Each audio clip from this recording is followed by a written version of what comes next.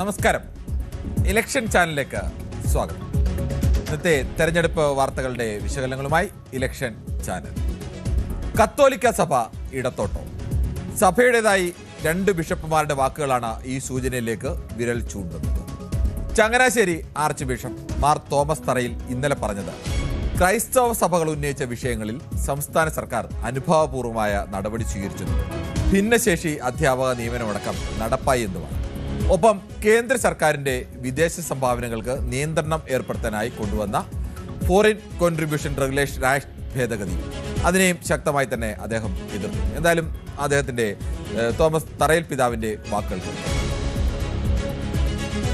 ഞങ്ങൾ ഉന്നയിച്ച ചില പ്രശ്നങ്ങളിൽ ഗവൺമെൻറ് നടപടികൾ എടുത്തിട്ടുണ്ട്. അത് കുറേയൊക്കെ നമുക്ക് നിയമനങ്ങളൊക്കെ കുറേ പാസ്സായി വരുന്നുണ്ട്. അതിന് ഞങ്ങൾക്ക് ഒത്തിരി സന്തോഷം. നമ്മൾ സഭയുടെ ഒരു ദൗത്യം എപ്പോഴും മനസാക്ഷി രൂപീകരണത്തിലാണ്. അതായത് ശരിയായ രീതിയിൽ തീരുമാനമെടുക്കാൻ വിശ്വാസികളെ പ്രാപ്തരാക്കുക എന്നുള്ള രീതിയിലുള്ളൊരു വിശ്വാസ പരിശീലനവും മനസാക്ഷി രൂപീകരണമാണ് നമ്മൾ കൊടുക്കുന്നത്. തീർച്ചയായിട്ടും അവർക്ക് അത് വിലയിരുത്താനായിട്ട് സാധിക്കും. നമ്മുടെ കേരളം പോലെ വളരെ സാക്ഷരതയുള്ള ഒരു നാട്ടിൽ നടക്കുന്ന കാര്യങ്ങൾ ശരിയായ രീതിയിൽ വിലയിരുത്തി സമ്മതിദാനാവകാശം വിനിയോഗിക്കാൻ അവർക്ക് സാധിക്കും തന്നെയാണ് നമ്മുടെ പ്രതീക്ഷ. ജനപ്രതിനിധികളുമായിട്ട് നമ്മുടെ കേരളത്തിലെ MP-മാരുമായിട്ട് സംസാരിക്കാനായിട്ടിടയായി.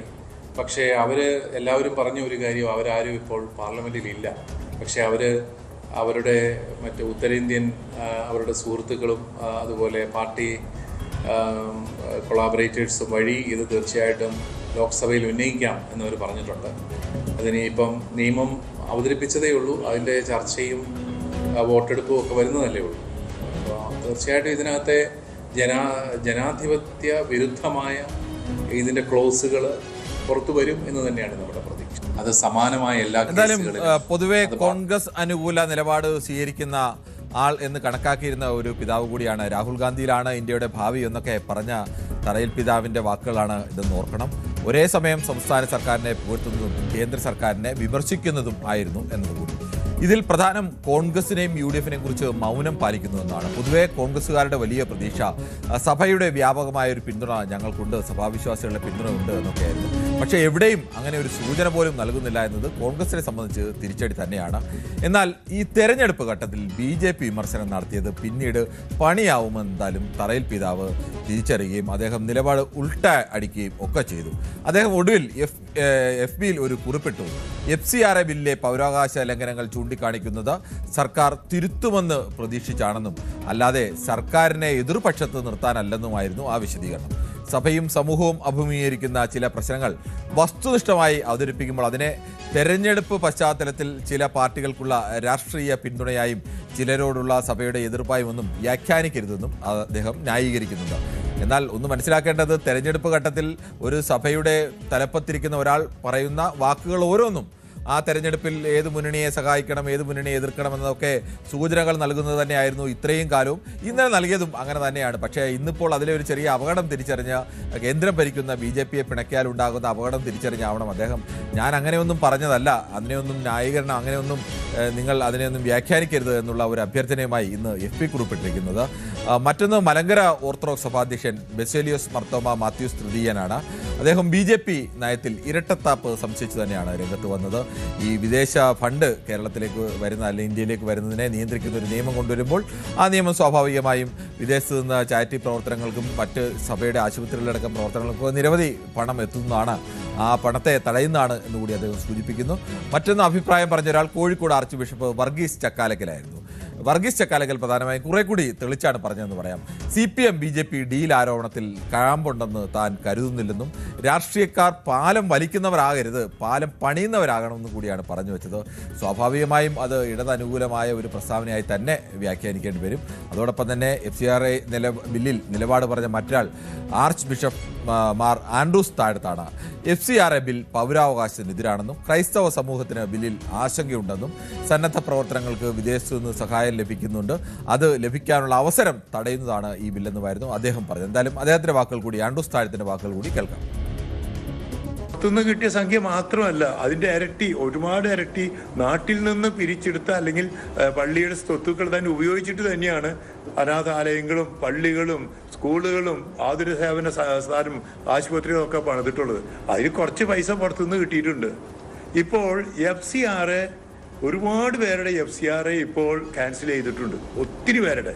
അതിലൊരു നല്ല ശതമാനം ക്രൈസ്തവരുടെയാണ്.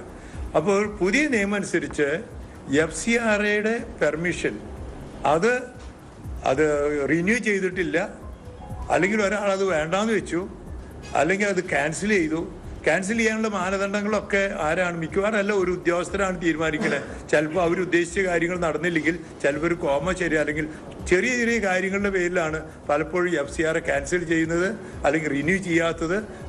അങ്ങനെയൊക്കെ ഇങ്ങനെ എന്തെങ്കിലും സാഹചര്യത്തിൽ FCR റിന്യൂ ചെയ്യാൻ എന്തായാലും ഈ സഭയുടെ തലവന്മാരൊക്കെ ഈ തരത്തിൽ അവരുടെ രാഷ്ട്രീയ നിലപാടുകളൊക്കെ കൂടിയാണ് വെളിപ്പെടുത്തുന്നത്. സഭയുടെ നിലപാടുകളിൽ നിന്ന് പ്രധാനമായും നമുക്ക് അതിനെ 3 തലത്തിലാണ് കാണാൻ കഴിയുന്നത്. ഒന്ന്, സംസ്ഥാന സർക്കാരിന് പ്രശംസ തന്നെയാണ് ഈ നിലപാടിൽ നിന്ന് വ്യക്തമാകുന്നത്. കത്തോലിക്ക സഭയ്ക്ക് സംസ്ഥാന സർക്കാരിനോട് ഏതെങ്കിലും തരത്തിൽ എതിർപ്പില്ല എന്നത് പറയുന്നു. 2, അവർക്ക് കേന്ദ്ര സർക്കാരിന് എതിരാണെന്ന് ആദ്യം പറയുകയും പിന്നീട് അത് പിൻവലിക്കുകയും ഒക്കെ ചെയ്യുന്നു. പക്ഷേ അതൊക്കെ പിൻവലിച്ചാലും എന്തുകൊണ്ടാണ് അങ്ങനെ പിൻവലിക്കേണ്ടി വന്ന സാഹചര്യം എന്നൊക്കെ ഈ പിതാക്കന്മാരൊക്കെ പലപ്പോഴും അധികാരമുള്ളവരോട് കാണിക്കുന്ന സമീപനമൊക്കെ കണ്ട വിശ്വാസികൾക്ക് നല്ല ബോധ്യം തന്നെയുണ്ട്. മൂന്നാമത്തതാണ് ഏറ്റവും പ്രധാനം, അത് UDFനെ കുറിച്ച് മൗനം പാലിക്കുന്നു എന്നുള്ളതാണ്. UDFനെ സംബന്ധിച്ച് അത് കനത്ത തിരിച്ചടിയാണ് എന്ന് തന്നെ പറയേണ്ടി. മറ്റൊന്ന്, എന്തുകൊണ്ടാണ് ഇങ്ങനെ ഒരു അഭിപ്രായം, സംസ്ഥാന സർക്കാരിനെ അനുകൂലിക്കുകയും കേന്ദ്ര സർക്കാരിനെ എതിർക്കുകയും ചെയ്യുന്നൊരു നിലപാട്, UDFനെ കുറിച്ച് മൗനം പാലിക്കുന്ന നിലപാട് സ്വീകരിച്ചതെന്നുള്ളതാണ്. അത് സാമ്പത്തിക താല്പര്യമാണ്. എന്താണ് സഭയുടെ ഈ സാമ്പത്തിക താല്പര്യം? സംസ്ഥാന സർക്കാരിനെ അനുകൂലിക്കാനുള്ള പ്രധാനപ്പെട്ട കാരണം കഴിഞ്ഞ 4 വർഷമായി എയ്ഡഡ് സ്കൂളുകളുടെയും കോളേജുകളുടെയും ഒക്കെ ആ നിയമന കാര്യത്തിൽ സർക്കാർ നിയന്ത്രണം ഏർപ്പെടുത്തിയിരിക്കുകയായിരുന്നു. അവർക്ക് നിയമനങ്ങൾ നടത്തിയിരുന്നില്ല. അതിന് പ്രധാനപ്പെട്ട കാരണം സർക്കാർ വെച്ച ചില മാനദണ്ഡങ്ങൾ, അല്ലെങ്കിൽ സുപ്രീം കോടതി അടക്കം വെച്ച ചില മാനദണ്ഡങ്ങൾ പാലിക്കാൻ, ഭിന്നശേഷിക്കാരുടെ നിയമനം, അതോടൊപ്പം തന്നെ പുറത്തു പോകുന്ന അധ്യാപകരുടെ 1:1 എന്ന നിയമനം, ഇതൊക്കെ അംഗീകരിക്കാതെ നിയമനം അനുവദിക്കില്ല എന്നുള്ള നിലപാടിലായിരുന്നു.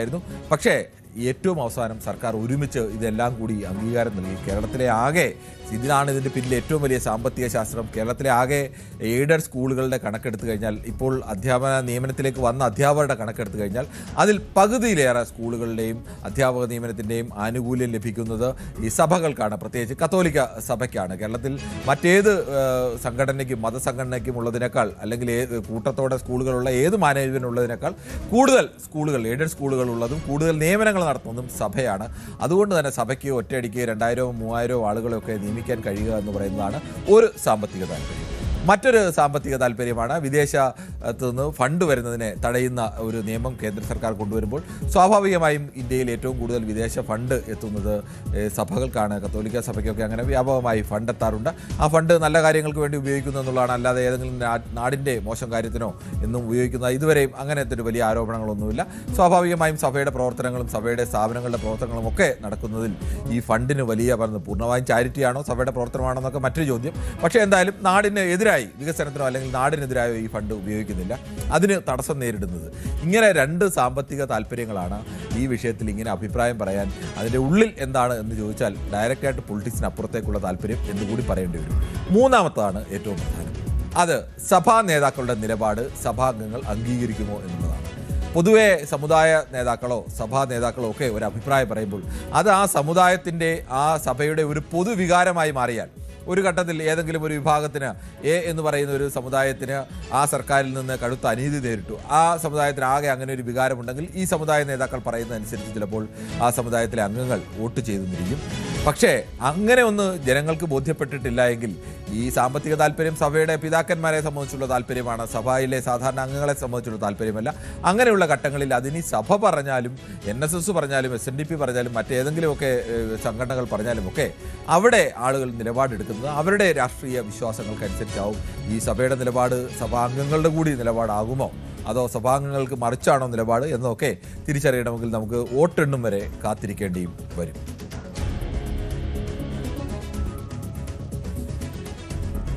ഇനി നമ്മൾ അടുത്തത് നായകരുടെ നാളെ എന്ന പങ്ക്തിയിലേക്കാണ്. നായകരുടെ നാളെ പങ്ക്തിയിൽ ആദ്യ ദിവസം നമ്മൾ പരിശോധിച്ചത് പിണറായി വിജയനാണ്. രണ്ടാമത്തെ ദിവസം പ്രതിപക്ഷ നേതാവ് വി.ഡി. സതീശനാണ്. മൂന്നാമത്തെ ദിവസം ബി.ജെ.പിയുടെ സംസ്ഥാന അധ്യക്ഷൻ രാജീവ് ചന്ദ്രശേഖറാണ്. പിന്നീട് കോൺഗ്രസ് നേതാവ് രമേശ് ചെന്നിത്തലയാണ്.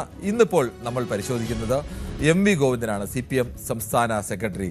ഈ പ്രധാനപ്പെട്ട നേതാക്കൾക്കൊക്കെയും ഈ തെരഞ്ഞെടുപ്പ് ഫലം കൊണ്ട്, തെരഞ്ഞെടുപ്പ് ഫലം വന്നു കഴിഞ്ഞാൽ ഇവരുടെ ഭാവി എന്താവും, പല സാധ്യതകളാണ് മുന്നിലുള്ളത്.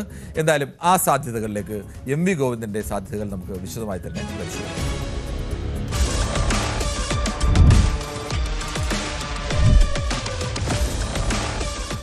നിയമസഭാ തെരഞ്ഞെടുപ്പ് ഫലം നിർണായകമാകുന്ന നേതാക്കളുടെ ഭാവി സാധ്യതകൾ വിശകലനം ചെയ്യുന്ന നായകരുടെ നാളെ പങ്ക്തിയിൽ ഇന്ന് CPM സംസ്ഥാന സെക്രട്ടറി എം.വി. ഗോവിന്ദൻ. എം.വി. ഗോവിന്ദനെ വിലയിരുത്തണമെങ്കിൽ കോടിയേരി ബാലകൃഷ്ണനെ കുറിച്ച് പറയേണ്ടി വരും. കോടിയേരിയുടെ അകാല വിയോഗത്തെ തുടർന്ന് CPM സംസ്ഥാന സെക്രട്ടറിയായ എം.വി. ഗോവിന്ദൻ നേരിടുന്ന ഏറ്റവും കടുത്ത വെല്ലുവിളിയും ഈ താരതമ്യമാണ്. പിണറായി വിജയനും കോടിയേരി ബാലകൃഷ്ണനും മാരകമായ കോംബോ ആയിരുന്നു അത്. സമീപനത്തിലും സംസാരത്തിലും പ്രവർത്തന ശൈലിയിലുമൊക്കെ വ്യത്യസ്തരായ രണ്ടു നേതാക്കൾ. പക്ഷേ പരസ്പരം അത്രത്തോളം തിരിച്ചറിഞ്ഞ് ഒരേ മനസ്സോടെ പ്രവർത്തിച്ച രണ്ട് പ്രധാന നേതാക്കൾ സമീപകാലത്ത് കേരളത്തിലെ ഒരു പ്രധാന രാഷ്ട്രീയ പാർട്ടിയിലും ഉണ്ടായിട്ടില്ല. കേന്ദ്രത്തിൽ BJPയുടെ ശക്തി നരേന്ദ്രമോദിയും അമിത്ഷായും ചേരുന്ന കോംബോ എന്ന് പറയും പോലെ കേരളത്തിൽ CPMന്റെ ശക്തിയായിരുന്നു പിണറായിയും കോടിയേരിയും ചേരുന്ന കോംബോ.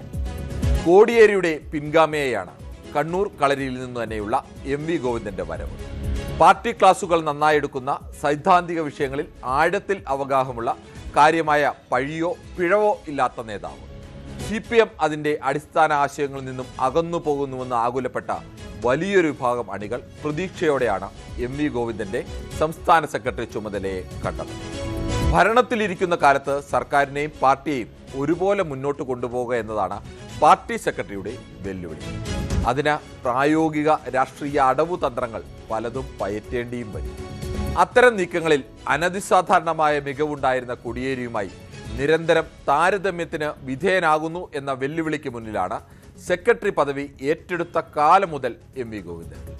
പാർട്ടിയോ സർക്കാരോ പ്രതിരോധത്തിലാവുന്ന ഘട്ടങ്ങളിൽ ചർച്ചാ വിഷയം വഴിതിരിച്ചു വിടുക എന്നത് രാഷ്ട്രീയ തന്ത്രമാണ്. പക്ഷേ അതിനു ശ്രമിച്ച പല ഘട്ടങ്ങളിലും പാർട്ടിയെ കൂടുതൽ പ്രതിരോധത്തിലാക്കുന്ന തരത്തിലാണ് സെക്രട്ടറിയുടെ പ്രതികരണങ്ങൾ വന്നു ഭവിച്ചത്. സംസ്ഥാന സെക്രട്ടറി സ്ഥാനത്ത് ഇനിയും സമയം ബാക്കിയുള്ള എം.വി. ഗോവിന്ദനെ ഈ തെരഞ്ഞെടുപ്പ് ഫലം എങ്ങനെയെല്ലാം ബാധിക്കാം എന്ന സാധ്യതകൾ പരിശോധിക്കാം. സാധ്യത 1, ഇടതുമുന്നണിക്ക് മികച്ച വിജയമുണ്ടാകുന്നു. ഇടതുമുന്നണിക്ക് മികച്ച വിജയം നേടാനായാൽ അതിൻ്റെ ക്രെഡിറ്റ് എം.വി. ഗോവിന്ദന് കൂടി ലഭിക്കും. കണ്ണൂരിലെ ഉൾപാർട്ടി സമാവാക്യത്തിലും സംസ്ഥാന രാഷ്ട്രീയത്തിലും കരുത്തനായി തന്നെ നിലനിൽക്കാനാകും. സെക്രട്ടറി എന്ന നിലയിൽ പാർട്ടിയിൽ കൂടുതൽ പിടിമുറുക്കാനും സർക്കാർ തീരുമാനങ്ങളെ നിയന്ത്രിക്കാനും അടക്കം കഴിയും. വരുന്ന സംസ്ഥാന സമ്മേളനത്തിലും സംസ്ഥാന സെക്രട്ടറിയായി തുടരാനും കഴിയും. ജയിച്ചു വന്നാൽ ഭാര്യ P.K. ശ്യാമളയ്ക്ക് മന്ത്രിസ്ഥാനം ലഭിക്കാനും സാധ്യതയുണ്ട്. ഇനി സാധ്യത 2, ഇടതുമുന്നണിക്ക് പരാജയമുണ്ടാകും. ഇടതുമുന്നണി പരാജയപ്പെട്ടാൽ അതിൻ്റെ മുഖ്യ ഉത്തരവാദിത്തം പിണറായി വിജയനാണെങ്കിലും മുഖ്യ പഴി കേൾക്കേണ്ടി വരിക എം.വി. ഗോവിന്ദനാണ്. പിണറായി വിജയനെ നേരിട്ട് കുറ്റപ്പെടുത്താൻ പ്രയാസമുള്ള നിരവധി നേതാക്കളുണ്ട്. അവരടക്കം സർവ്വ പഴിയും ചുമത്തുക എം.വി. ഗോവിന്ദന് മേലാകും. കോടിയേരിയെ പോലെ ഒരു സെക്രട്ടറിയായി പ്രവർത്തിക്കാൻ ഗോവിന്ദന് കഴിയാതിരുന്നതാണ് പാർട്ടിയുടെ പരാജയ കാരണം എന്നുപോലും വ്യാഖ്യാനങ്ങളുണ്ടാകാം. ഭാര്യ P.K. ശ്യാമളയെ മത്സരിപ്പിച്ചതു മുതൽ കണ്ണൂരിൽ നിന്നും പ്രധാനപ്പെട്ട നേതാക്കൾ പാർട്ടി വിടാനുണ്ടായ സാഹചര്യവും അവർ വിമതരായി മത്സരിക്കാനുണ്ടായ സാഹചര്യവുമൊക്കെ എം.വി. ഗോവിന്ദൻ എന്ന ഒറ്റ നേതാവിൻ്റെ പിഴവായി വ്യാഖ്യാനിക്കപ്പെടുന്നു.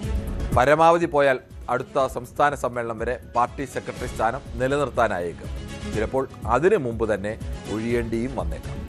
ഇനിയാണ് പ്രധാനം. സാധ്യത 3, കണ്ണൂരിലെ ഇടതു പാർട്ടികളുടെ പ്രകടനം. എം.വി. ഗോവിന്ദനെ സംബന്ധിച്ച് ഇടതുമുന്നണിയുടെ സംസ്ഥാനതല പ്രകടനം പോലെയോ അതിനപ്പുറമോ പ്രധാനമാണ് കണ്ണൂർ ജില്ലയിലെ നിയമസഭാ മണ്ഡലങ്ങളിലെ ജയപരാജയങ്ങളും ഭൂരിപക്ഷ കണക്കും വരും. കണ്ണൂർ ജില്ലയിലെ CPMന് മികച്ച വിജയം ആവർത്തിക്കാനായാൽ ഇനി ഒരു വേള സംസ്ഥാന തലത്തിൽ പരാജയം നേരിട്ടാലും എം.വി. ഗോവിന്ദന് പിടിച്ചു നിൽക്കാം. പക്ഷേ കണ്ണൂരിൽ പാർട്ടിക്ക് തിരിച്ചടി നേരിട്ടാൽ അതിന് തോൽവി മാത്രമല്ല, പ്രധാന മണ്ഡലങ്ങളിലെ ഭൂരിപക്ഷം വല്ലാതെ കുറയുന്ന അവസ്ഥ വന്നാൽ പോലും എം.വി. ഗോവിന്ദന് മേൽ ചോദ്യങ്ങൾ വരും. പിണറായിയോട് നേരിട്ട് ചോദിക്കാനും വിമർശിക്കാനും മടിക്കുന്ന സർവ്വ ചോദ്യങ്ങളും വിമർശനങ്ങളും ഗോവിന്ദന് നേരിടേണ്ടി വരും. അങ്ങനെ വന്നാലും പാർട്ടി സെക്രട്ടറി സ്ഥാനത്ത് വരുന്നത്രയും തുടരാനാവണം എന്നില്ല. ഇടതുമുന്നണി തുടർഭരണവും കണ്ണൂരിൽ പാർട്ടിക്ക് മികച്ച വിജയവും നേടാനായെങ്കിൽ അങ്ങനെ ഒരു ഘട്ടത്തിൽ മാത്രമേ സംസ്ഥാന സെക്രട്ടറി സ്ഥാനത്ത് അടുത്ത സംസ്ഥാന സമ്മേളനത്തിന് ശേഷവും അടുത്ത ഊഴം കൂടി എം.വി. ഗോവിന്ദന് ലഭിക്കും. ഫലം മറിച്ചാണെങ്കിൽ കേരള CPM-ൽ എം.വി. ഗോവിന്ദന്റെ കാലം കൂടിയാവും അവസാനിക്കുക. ഇങ്ങനെ 3 പ്രധാനപ്പെട്ട സാധ്യതകളാണ് എം.വി. ഗോവിന്ദൻ എന്ന നേതാവിന് മുന്നിലുള്ളത്. ഇതിൽ ഏതു സാധ്യതയാണ് അദ്ദേഹത്തെ കാത്തിരിക്കുന്നറിയാൻ വോട്ടെണ്ണും വരെ നമുക്കും കാത്തിരിക്കാം.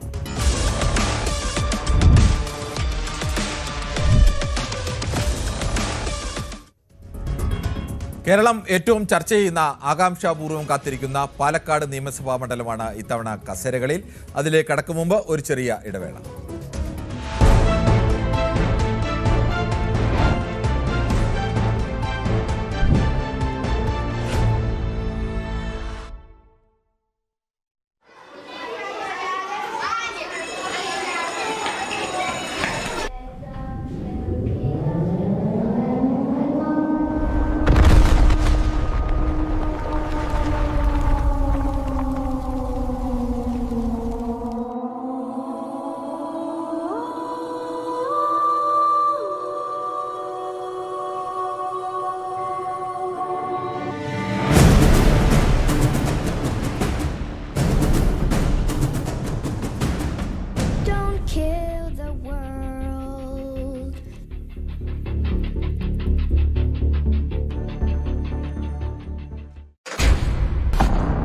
കളിക്കളം റെഡി.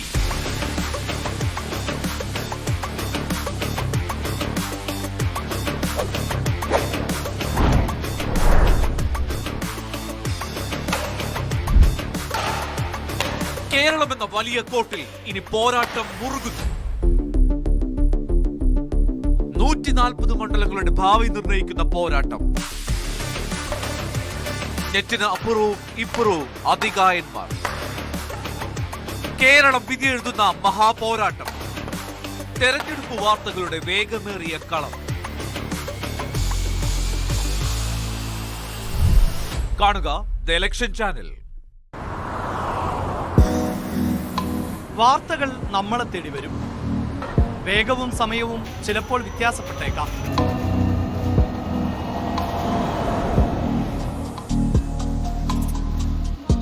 ഫ്ലാഷ് ന്യൂസുകളും ബ്രേക്കിംഗ് ന്യൂസുകളും പുറംകാഴ്ചകളായി ഓടിമറയും.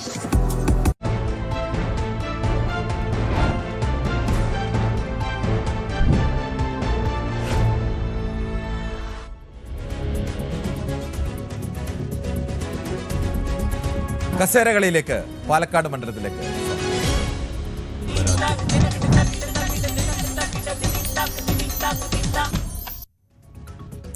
2024 മുതൽ ഇപ്പോൾ നടക്കുന്ന തെരഞ്ഞെടുപ്പ് വരെ കേരളത്തിലെ ഏതു മണ്ഡലത്തെക്കുറിച്ചാണ് ഏറ്റവും കൂടുതൽ ചർച്ചകളും വിവാദങ്ങളും ഉണ്ടായിട്ടുണ്ടെന്ന് ചോദിച്ചാൽ അതിന് ഒറ്റ ഉത്തരമേ ഉള്ളൂ. എതിരാളികളില്ലാതെ അത് പാലക്കാടാണ്. പാലക്കാട് ഉപതെരഞ്ഞെടുപ്പ് ഘട്ടത്തിൽ തന്നെ വലിയ വിവാദങ്ങളും ചർച്ചകളും ഒക്കെ ആയതാണ്. അന്ന് രാഹുൽ മാങ്കൂട്ടത്തിനെ പോലെ ഒരാൾ കോൺഗ്രസിന് വേണ്ടി പത്തനംതിട്ടയിൽ നിന്നും പാലക്കാട് പോയി സ്ഥാനാർത്ഥിയാകുന്നു. ഷാഫിയുടെ സ്ഥാനാർത്ഥിയായി അവതരിപ്പിക്കപ്പെടുന്നു. നീലപ്പെട്ടി വിവാദമടക്കം നിരവധി വിവാദങ്ങൾ. കോൺഗ്രസ്സുകാരനായിരുന്ന അന്നുവരെ ഇടതുപക്ഷത്തെ കടന്നാക്രമിച്ചുകൊണ്ടിരുന്ന പി സരീൻ കോൺഗ്രസ് വിട്ട് ഇടതുമുന്നണിയുടെ സ്ഥാനാർത്ഥിയായി വരുന്നു. അങ്ങനെ എന്തുകൊണ്ടും കടുത്ത മത്സരമായിരുന്നു. സി കൃഷ്ണകുമാറിനെ പോലെ പ്രധാനപ്പെട്ട ഒരു BJP നേതാവ് മത്സരിക്കുന്ന മത്സരം. അതുമുതൽ പിന്നീട് പാലക്കാട് സംബന്ധിച്ച് വിവാദങ്ങൾക്ക് ഒരു കുറവും ഉണ്ടായിരുന്നില്ല. രാഹുൽ മാങ്കൂട്ടം ഉണ്ടാക്കിയ കേരളത്തിൻ്റെ ചരിത്രത്തിൽ തന്നെ ഒരു MLAയും നേരിടേണ്ടി വന്നിട്ടില്ലാത്തത്ര മോശപ്പെട്ട വിവാദങ്ങളിലൂടെ കടന്നു പോവുകയും നിരന്തരം ചർച്ചയാവുകയും ചെയ്തുകൊണ്ടിരിക്കുന്നു. ഇപ്പോൾ ഏറ്റവും ഒടുവിൽ പാലക്കാട്ടെ ചർച്ച എന്ന് പറയുന്നത് അവിടെ CPM BJP ഡീലുണ്ട് എന്നതിനെ കുറിച്ചാണ് ചർച്ച നടക്കുന്നത്. ആ ഡീൽ പാലക്കാടിനെ കേന്ദ്രീകരിച്ചാണെങ്കിലും കേരളം മുഴുവൻ അങ്ങനെ ഡീലുണ്ടെന്ന് കോൺഗ്രസ്സുകാർ ആവർത്തിച്ചു പറയുന്നു. ഡീൽ കോൺഗ്രസ്സുകാരും BJPക്കാരും തമ്മിലാണെന്ന് CPM ആവർത്തിച്ചു പറയുന്നു. അങ്ങനെയെല്ലാം ഈ സെൻട്രൽ സ്റ്റേജിൽ ഇങ്ങനെ തിളങ്ങി നിൽക്കുകയാണ് പാലക്കാട്. ആ പാലക്കാട്ടേക്ക് ഇപ്പോഴത്തെ ചിത്രം കിടക്കുന്നതിന് മുമ്പ് അതിൻ്റെ ചരിത്രം ലഘുവായിട്ട് നമുക്കൊന്ന് നോക്കാം. പാലക്കാട് ഒരു 77 മുതലുള്ള കണക്കുകൾ നമുക്ക് എടുത്തു കഴിഞ്ഞാൽ 77-ലും 80-ലും 82-ലും 87-ലും 91-ലും അവിടെ 5 തവണ തുടർച്ചയായി MLA ആയിരുന്നത് അവിടെ CM സുന്ദരമായിരുന്നു കോൺഗ്രസിൻ്റെ നേതാവ്. കോൺഗ്രസ് നേതാവ് CM സുന്ദരത്തിൻ്റെ കുത്തകയായിരുന്നു 5 തവണ തുടർച്ചയായി ഈ പറയുന്ന പാലക്കാട് നിയമസഭാ മണ്ഡലം. അതിനുശേഷം 1996-ലാണ് നേരത്തെ പിണറായി വിജയൻ പറഞ്ഞതുപോലെ ഞങ്ങൾ എങ്ങനെയുള്ള സ്ഥാനാർത്ഥിയെ നിർത്തിയപ്പോഴാണ് ആദ്യ തവണ വിജയമുണ്ടായെന്ന് ഓർമ്മയുണ്ടല്ലോ എന്ന് ചോദിച്ചല്ലോ. ഇപ്പോൾ NMR റസാഖിന്റെ കാര്യത്തിൽ ഒരു മുസ്ലിം കാൻഡിഡേറ്റ് വന്നതിനെ ചൂണ്ടിക്കാണിച്ചാണ് ചോദിച്ചത്. അത് TK നൌഷാദിനാണ്. 1996 CPIയുടെ TK നൌഷാദിലൂടെയാണ് ആ മണ്ഡലം ഇടതുമുന്നണി തിരിച്ചുപിടിച്ചത്. അതിനുശേഷം 2001 K ശങ്കരനാരായണൻ, പാലക്കാട് കണ്ട എക്കാലത്തെയും ഏറ്റവും പ്രമുഖനായ നേതാവ്, ധനകാര്യമന്ത്രിയും ഗവർണറുമൊക്കെയായിരുന്ന കോൺഗ്രസിലെ തലപ്പൊക്കമുള്ള നേതാവ് K ശങ്കരനാരായണൻ 2001 മണ്ഡലം തിരിച്ചുപിടിക്കുന്നു. 2006 KK ദിവാകരൻ AV ഗോപിനാഥിനെ, പിന്നീട് കോൺഗ്രസുമായിട്ടൊക്കെ ഉടക്കെ AV ഗോപിനാഥിനെ പരാജയപ്പെടുത്തി KK നാരായണൻ CPIയിൽ നിന്ന് ആ സീറ്റ് നിലനിർത്തുന്നു. അതിനുശേഷം 2011, 2016, 2021 ഈ 3 തെരഞ്ഞെടുപ്പുകളിലും ഷാഫി പറമ്പിലായിരുന്നു. പിന്നീട് രാഹുൽ മാങ്കൂട്ടത്തിൽ ഏറ്റവും ഒടുവിൽ വരുന്നു. നമുക്ക് ആ ഷാഫി പറമ്പിലിൻ്റെ തെരഞ്ഞെടുപ്പിൻ്റെ കണക്കുകൾ കൂടി ഒന്ന് നോക്കേണ്ടതുണ്ട്. അതാണ് ഏറ്റവും പ്രധാനം. 2011 മുതലാണ് ഷാഫി പറമ്പിലിൻ്റെ തേരോട്ടം പാലക്കാട് ആരംഭിക്കുന്നത്. അന്ന് താരതമ്യേന വളരെ ചെറിയ പ്രായത്തിൽ തന്നെ വന്ന് അവിടെ പാലക്കാട് പോലെ ഒരു പ്രധാനപ്പെട്ട പൊളിറ്റിക്കൽ ഫൈറ്റ് നടക്കുന്ന ഒരു മണ്ഡലത്തിൽ BJPക്ക് അതിശക്തമായ സാന്നിധ്യമുള്ളൊരു മണ്ഡലം കൂടിയാണ് പാലക്കാട് എന്ന് ഓർക്കണം. ആ BJPയുടെ കണക്കുകൾ കൂടി ഒന്ന് ചുരുക്കി പറഞ്ഞാൽ 2006 നേരത്തെ അതിനു മുമ്പ് തന്നെ 10,000-ഓളം വോട്ടുകളൊക്കെ രാജഗോപാൽ മത്സരിച്ച് നേടിയിട്ടുള്ള 10,000-ലേറെ വോട്ടൊക്കെ നേടിയിട്ടുള്ള മണ്ഡലമാണ് പാലക്കാട്. മറ്റു മണ്ഡലങ്ങളിലൊക്കെ 2,000-3,000 വോട്ട് BJPക്ക് കിട്ടുന്ന ഘട്ടങ്ങളിലൊക്കെ തന്നെ 1987-ലും 91-ലും 96-ലും ഒക്കെ അങ്ങനെ BJP ദയനീയമായി മുട്ടിലിഴയുന്ന ഘട്ടത്തിൽ തന്നെ 10,000-ഓളം വോട്ടൊക്കെ നേടുന്ന മണ്ഡലമായിരുന്നു പാലക്കാട് എന്ന് ഓർക്കണം. അവിടെയാണ് പാലക്കാട് 2006 രാജഗോപാൽ മത്സരിച്ച് 27,667 വോട്ടുകൾ നേടുന്നു. 27,000 വോട്ട് 2006 നേടുക എന്ന് പറഞ്ഞാൽ അത് അത്ര നിസ്സാരമായ വോട്ടല്ല BJPയെ സംബന്ധിച്ച്. അങ്ങനെ BJPയുടെ ഒരു പ്രധാനപ്പെട്ട മണ്ഡലമായി പാലക്കാടിനെ മാറ്റിയെടുത്തത് രാജഗോപാലാണ്. തുടക്കത്തിലും രാജഗോപാൽ തന്നെയാണ് 82 മത്സരത്തിലൂടെ 10,000-ലേക്ക് വോട്ട് 9,000 ശിഷ്ടത്തിലേക്ക് BJPയുടെ വോട്ട് വളർച്ച കൊണ്ടുവന്ന് വീണ്ടും രാജഗോപാൽ തന്നെ മത്സരിച്ച് അങ്ങനെ എത്തിക്കുന്നു. അതിനുശേഷം 2011 C ദേവകുമാർ മത്സരിക്കുമ്പോൾ രാജഗോപാലിൻ്റെ 27,000 കിട്ടിയില്ലെങ്കിലും 22,000-ലേക്ക് അദ്ദേഹത്തിന് വോട്ടെത്തിക്കാൻ കഴിഞ്ഞു. 2016 ശോഭാ സുരേന്ദ്രൻ വന്നാണ് അവിടെ ഒരു അട്ടിമറി വിപ്ലവം എന്നൊക്കെ പറയാം BJPയെ സംബന്ധിച്ച്. 40,076 വോട്ടിലേക്ക് ശോഭാ സുരേന്ദ്രൻ ഉയരുന്നു എന്ന് മാത്രമല്ല, ആ തെരഞ്ഞെടുപ്പോടുകൂടി ശോഭാ സുരേന്ദ്രൻ 2ാം സ്ഥാനത്തേക്ക് BJP 2ാം സ്ഥാനത്തേക്ക് എത്തുന്നു. അതുമുതൽ അതിനടുത്ത് ശ്രീധരൻ മത്സരിക്കുമ്പോൾ 40,000 വന്നത് 50,000-ലേക്ക് ഉയരുന്നു. കേരളത്തിൻ്റെ മുഖ്യമന്ത്രിയാവും അദ്ദേഹം, പാലക്കാട് ഓഫീസ് തുറക്കുന്നു എന്നൊക്കെ മട്ടിലൊക്കെ വന്നാണ്. വലിയ സംഭാവനകൾ നൽകിയിട്ടുള്ള ടെക്നോക്രാറ്റാണ്. പക്ഷേ രാഷ്ട്രീയത്തിൽ ആ തരത്തിലേക്കല്ല വിലയിരുത്തപ്പെട്ടത്. അതിനുശേഷം കഴിഞ്ഞ ഉപതെരഞ്ഞെടുപ്പായിരുന്നു കൃഷ്ണകുമാർ. പക്ഷേ കൃഷ്ണകുമാറിന് വീണ്ടും വോട്ട് കുറഞ്ഞ് 39,000-ലേക്ക് എത്തി. നമുക്ക് ഷാഫിയുടെ തേരോട്ടം തുടങ്ങുന്ന 2011 മുതലുള്ള കണക്കുകളൊന്ന് ഓടിച്ചു പരിശോധിച്ചാൽ 2011 ഷാഫി പറമ്പിൽ 47,461 വോട്ടുകളോടുകൂടി ഷാഫി പറമ്പിലാണ് വിജയിച്ചത്. KK ദിവാകരൻ അന്ന് 40,238 വോട്ടാണ് നേടിയത്. ആ സമയത്ത് നേടിയത്. അന്ന് 2011 കണക്കെടുത്താൽ NDAയുടെ C ഉദയഭാസ്കർ 22,317 വോട്ടാണ്. 2016 കണക്കെടുത്താൽ 57,559-ലേക്ക് ഷാഫി പറമ്പിൽ തൻ്റെ വോട്ടിംഗ് നില വല്ലാതെ ഉയർത്താൻ അദ്ദേഹത്തിന് കഴിഞ്ഞു. ശോഭാ സുരേന്ദ്രനാണെന്ന് മത്സരിച്ച് 2ാം സ്ഥാനത്തെത്തിയത്. NN കൃഷ്ണദാസ് മത്സരിച്ചെങ്കിലും NN കൃഷ്ണദാസ് മുൻ MP ഒക്കെ ആയിരുന്നു 2 തവണ പാലക്കാട്. പക്ഷേ NN കൃഷ്ണദാസ് 3ാം സ്ഥാനത്തേക്ക് 38,000 വോട്ടിലേക്ക് ഒരു നാണംകെട്ട പരാജയത്തിലേക്ക് NN കൃഷ്ണദാസിൻ്റെ മത്സരത്തോടു കൂടിയാണ് പാലക്കാട് 3ാം സ്ഥാനത്തേക്ക് പോകുന്ന ഒരവസ്ഥയിലേക്ക് LDF എത്തിച്ചേർന്നത് എന്നതുകൂടി ആലോചിക്കണം. 2021 ഷാഫി പറമ്പിലിനെതിരെ ഈ ശ്രീധരനെ പോലെ BJPക്ക് കേരളത്തിൽ അവതരിപ്പിക്കാൻ കഴിയുന്നതിൽ, പ്രത്യേകിച്ച് പാലക്കാട് പോലെ ഒരു മണ്ഡലത്തിൽ വലിയ സ്വാധീനം ചെലുത്താൻ കഴിയുന്ന ഒരാൾ മത്സരിക്കുമ്പോഴും അവിടെ ഷാഫി പറമ്പിലാണ് വിജയിച്ചത്. CP പ്രമോദ് അന്ന് താരതമ്യേന അവിടുത്തെ ലോക്കലായ ഒരു നേതാവ് കൂടിയാണ്. അദ്ദേഹത്തിന് 36,433 വോട്ട് മാത്രമേയാണ് ലഭിച്ചത്. പിന്നീട് നടന്നത് അവിടുത്തെ ഒരു ഉപതെരഞ്ഞെടുപ്പാണ്. ഉപതെരഞ്ഞെടുപ്പിലും 2024 നടന്ന ഏറ്റവും അവസാനത്തെ ഉപതെരഞ്ഞെടുപ്പ്, അവിടെ രാഹുൽ മാങ്കൂട്ടം 58,389 വോട്ട് നേടുമ്പോൾ രണ്ടാമത് വരുന്ന C കൃഷ്ണകുമാർ 39,000-ലേക്ക് വോട്ട് നില നല്ലാതെ താഴ്ന്നു. ഡോക്ടർ P സരിൻ UDFിൽ നിന്ന് LDFിൽ വന്ന് മത്സരിച്ച സരിന് 37,000 വോട്ട്. ഭൂരിപക്ഷം 18,840. ഏറ്റവും വലിയ മികച്ച ഭൂരിപക്ഷത്തോടുകൂടി, ഷാഫിയുടെ ഭൂരിപക്ഷമൊക്കെ മറികടന്ന് വലിയ ഭൂരിപക്ഷത്തോടുകൂടി അന്ന് അവിടെ രാഹുൽ മാങ്കൂട്ടത്തിൽ വിജയിക്കുന്ന അവസ്ഥയുമൊക്കെ ഉണ്ടാകുന്നു. നമുക്ക് പാലക്കാടിൻ്റെ ചിത്രം ഒന്ന് പരിശോധിച്ചാൽ മറ്റൊരു കൗതുകം കൂടി ഉണ്ടാവും. അവിടെ 3 മുന്നണികൾക്കും ഒരുപോലെ തന്നെ ചില സാധ്യതകളും വെല്ലുവിളികളും ഒക്കെ ഉണ്ട്. പ്രത്യേകിച്ച് BJP നഗരസഭ തുടർച്ചയായി 10 വർഷവും ഭരിച്ചുകൊണ്ടിരുന്ന ഒരു സ്ഥലമാണ്, ഇപ്പോഴും ഭരണം നിലനിർത്തുന്ന സ്ഥലമാണ് പാലക്കാട് എന്ന് ഓർക്കണം. BJPക്ക് ആ തരത്തിലേക്കുള്ള സ്വാധീനം കേരളത്തിൽ മറ്റെവിടെയും ഇല്ലാത്ത തരത്തിലേക്കുള്ള സ്വാധീനം പാലക്കാട് നഗരസഭയിൽ ഇപ്പോഴും നിലനിർത്തുന്ന ഒരു മണ്ഡലം കൂടിയാണ്. ആ മണ്ഡല ചിത്രത്തിൻ്റെ ഒരു ഗ്രാഫ് കൂടി നമുക്ക് പരിശോധിച്ച് കഴിഞ്ഞാൽ നമുക്ക് എങ്ങനെയാണ് ഇവർ നിയമസഭയിലും ലോക്സഭയിലും ഒക്കെ BJP കയറുന്നു, UDF കയറുന്നു, രണ്ടുപേരുടെയും കയറ്റിറക്കങ്ങൾ കൂടി നമുക്കൊന്ന് പരിശോധിക്കാം. ആ ഗ്രാഫ്, നിയമസഭയുടെ ഗ്രാഫ് പരിശോധിച്ചാൽ 2011 ഗ്രാഫ് നമുക്ക് നോക്കാം. 2011 UDF ആണ് 1ാം സ്ഥാനത്ത് നിൽക്കുന്നത്. 2011 UDF 1ാം സ്ഥാനത്ത് നിൽക്കുമ്പോൾ UDF അന്ന് വിജയിച്ചത് ഷാഫി പറമ്പിലാണ് എന്നത് ഓർക്കണം. അതിനുശേഷം അന്ന് രണ്ടാം സ്ഥാനത്തേക്ക് വരുന്നത് LDF ആണ്. മൂന്നാം സ്ഥാനത്താണ് ആ സമയത്ത് BJP നിൽക്കുന്നത്. വീണ്ടും അടുത്ത തെരഞ്ഞെടുപ്പ് വരുമ്പോഴും UDF ഒന്നാം സ്ഥാനത്ത് നിൽക്കുന്നു. പക്ഷേ ആ തെരഞ്ഞെടുപ്പിൻ്റെ ഗ്രാഫ് കണ്ടാൽ അറിയാം, ഒരു ചെറിയ വ്യത്യാസമുണ്ട്. അവിടെ BJP മൂന്നാം സ്ഥാനത്ത് നിന്നും BJP രണ്ടാം സ്ഥാനത്തേക്ക് ഉയരുന്നു, LDF മൂന്നാം സ്ഥാനത്തേക്ക് പോകുന്നു. പിന്നീടുള്ള രണ്ട് തെരഞ്ഞെടുപ്പുകളിലും UDF വിജയിക്കുകയും രണ്ടാം സ്ഥാനത്ത് BJP നിൽക്കുകയും LDF മൂന്നാം സ്ഥാനത്തേക്ക് താഴുകയും ചെയ്യുന്നൊരവസ്ഥയാണുള്ളത്. കഴിഞ്ഞ 3 നിയമസഭാ തെരഞ്ഞെടുപ്പുകളുടെ ചിത്രം അതാണ്. ഒന്നാം സ്ഥാനത്ത് UDF നിൽക്കുന്നു, രണ്ടാം സ്ഥാനത്ത് BJP നിൽക്കുന്നു, മൂന്നാം സ്ഥാനത്തേക്ക് LDF താഴുന്നു എന്നുള്ളതർത്ഥാണ്. ഇനി ആ ലോക്സഭയുടെ കണക്കുകൾ കൂടി പരിശോധിച്ചാൽ ലോക്സഭാ കണക്കുകൾ BJPക്ക് ആ തരത്തിലേക്കൊരു മുന്നേറ്റം ഉണ്ടാക്കാൻ കഴിഞ്ഞിട്ട് അവിടെയും UDFന് തന്നെയാണ് വ്യക്തമായ മേൽക്കൈയുള്ളത്.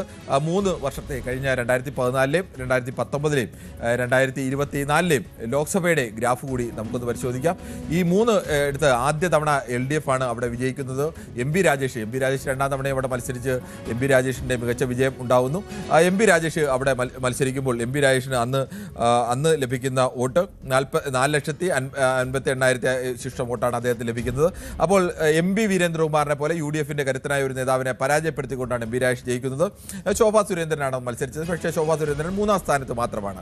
2019ലാണ് ഈ ചിത്രം വീണ്ടും ഈ ചിത്രം മാറുന്നു. അവിടെ ഒന്നാം സ്ഥാനത്തേക്ക് വരുന്നത് VK ശ്രീകണ്ഠനാണ്. VK ശ്രീകണ്ഠൻ 48,425 ക്ഷമിക്കണം, പാലക്കാട് നിയമസഭാ മണ്ഡലത്തിൽ കിട്ടുന്ന വോട്ടാണ്. 48,425 വോട്ട് നിയമസഭാ മണ്ഡലത്തിൽ നിന്ന് VK ശ്രീകണ്ഠൻ ലഭിക്കുന്നു. MP രാജേഷിന് 44,086 വോട്ട് മാത്രമാണ് അവിടെ പാലക്കാട് നിയമസഭാ മണ്ഡലത്തിൽ നിന്ന് ലോക്സഭയിൽ ലഭിക്കുന്നത്. C കൃഷ്ണകുമാർ മൂന്നാം സ്ഥാനത്തേക്ക് തന്നെയായിരുന്നു. കഴിഞ്ഞ ലോക്സഭയിൽ പാലക്കാട് നിയമസഭാ മണ്ഡലത്തിൽ കിട്ടിയ വോട്ടുകൾ കൂടി പരിശോധിച്ചു കഴിഞ്ഞാൽ അവിടെയും VK ശ്രീകണ്ഠൻ തന്നെയാണ് ഒന്നാം സ്ഥാനത്ത്. 55,779 വോട്ട് നേടി ആ നിയമസഭാ മണ്ഡലത്തിൽ ഒന്നാം സ്ഥാനത്ത് തന്നെ VK ശ്രീകണ്ഠൻ നിൽക്കുന്നു. രണ്ടാം സ്ഥാനത്ത് നിൽക്കുന്നത് NDAയുടെ സ്ഥാനാർത്ഥിയായിരുന്നു C കൃഷ്ണകുമാറാണ്. C Krishnakumar 43,072 വോട്ടുകളാണ് C Krishnakumar ലഭിക്കുന്നത്.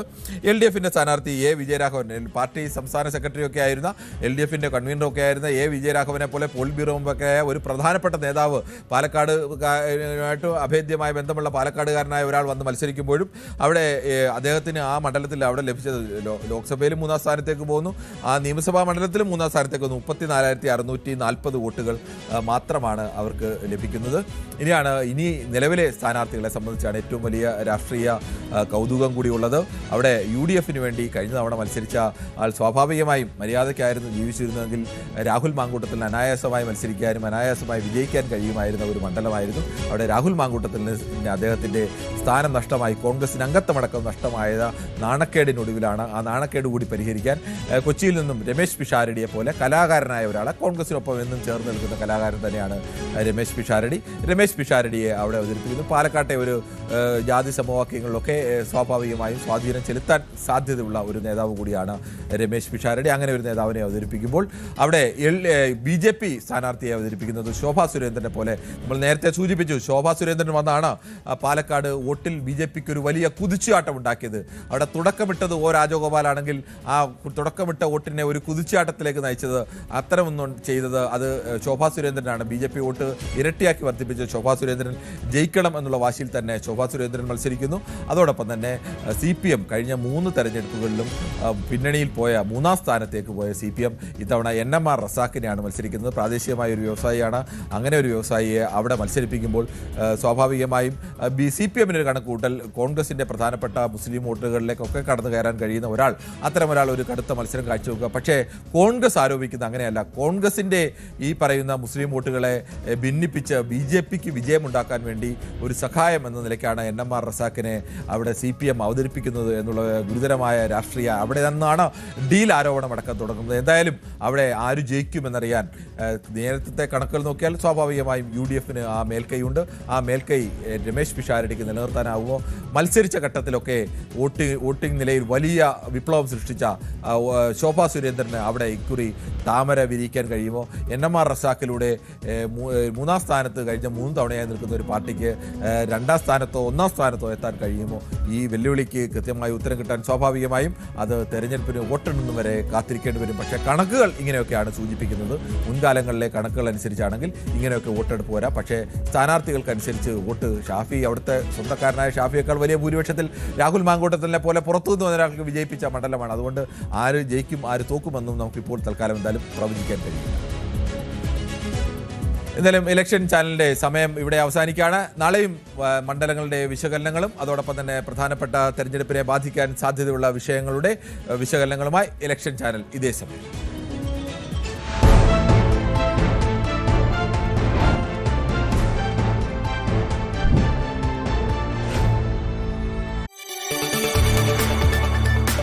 കൂടുതൽ വാർത്തകൾക്ക് news 18 Kerala YouTube channel subscribe ചെയ്യുക.